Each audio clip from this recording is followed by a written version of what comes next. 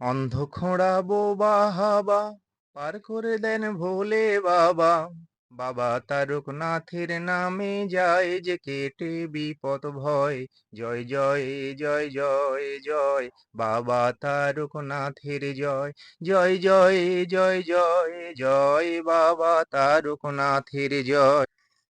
প্রায় সারা বছর ধরে আমাদের দেশে, এমনকি আমাদের দেশের বাইরের বিভিন্ন দেশগুলিতে হিন্দু ধর্মাবলম্বী মানুষ প্রভু ভোলেনাথের আরাধনা করলেও শ্রাবণ মাসের গুরুত্ব আলাদা।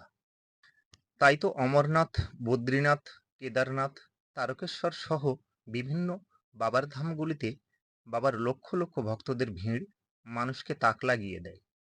বাবার কৃপা পেতে আবাল বৃদ্ধ বনিতা, অন্ধ খোঁড়া বোবা কালা সকলেই ছুটে যান বাবার মাথায় জল ঢালতে। কারণ গোটা শ্রাবণ মাস জুড়েই রয়েছে বাবার বহু কর্মকাণ্ড। বাবার জন্ম থেকে শুরু করে সপ্তঋষিকে দীক্ষাদান, সমুদ্র মন্থনে ওঠা গরল পান প্রভৃতি।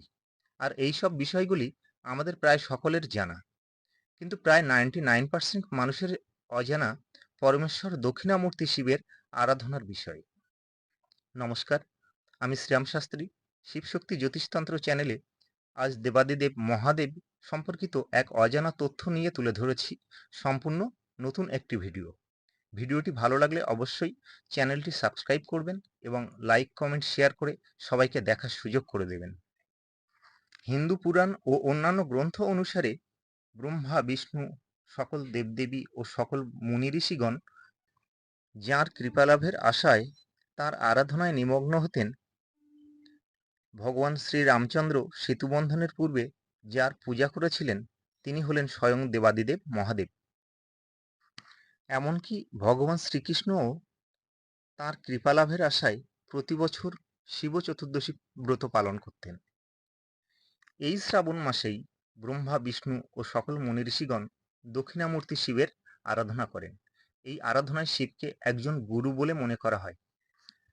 তিনি সর্বোচ্চ সচেতনতা, উপলব্ধি ও জ্ঞানের মূর্তিরূপে বিবেচিত হন। দক্ষিণামূর্তি শিবকে যোগ, সঙ্গীত ও প্রজ্ঞার শিক্ষক হিসেবে উপস্থাপনা করা হয়। তিনি শাস্ত্রের ব্যাখ্যা প্রদান করেন। তিনি জ্ঞান ও ধ্যানের দেবতা হিসেবে পূজিত হন। দক্ষিণামূর্তি আক্ষরিক অর্থে দক্ষিণমুখী, আবার দাক্ষিণ্য অর্থ করুণা বা দয়া। তাই শিবের এই প্রকাশ পরোপকারী গুরু, যিনি পরিত্রাণের অন্বেষণকারীদের জ্ঞান প্রদান করেন। তাই আধ্যাত্মিক জ্ঞান লাভ করতে, মহাদেবের করুণা বা কৃপা লাভ করতে শ্রাবণ মাসের যে কোনো একটি সোমবার দক্ষিণামূর্তি শিবের আরাধনা করুন। বিধিমতে শিব পূজা করে বা শিবলিঙ্গে দুধ গঙ্গা জল ঢেলে বেলপাতা, আকন্দ ফুল বা ধুতরা ফুল, নীলকণ্ঠ ফুল প্রদান করে একটিমাত্র মন্ত্র, ওং নমঃ ভগবতে দক্ষিণামূর্তয়ে মেধাং প্রজস্ব স্বাহা, মন্ত্রটি আবার বলছি, ওং নমঃ ভগবতে দক্ষিণামূর্তয়ে মেধাং প্রজস্ব স্বাহা। মন্ত্রটি 108 বার জপ করুন। এই মন্ত্র জপ করলে বাবা ভোলেনাথের কৃপায় চতুর্বর্গ ফললাভ হয়। আজ এ পর্যন্তই। ওং নমঃ শিবায়। হর হর মহাদেব।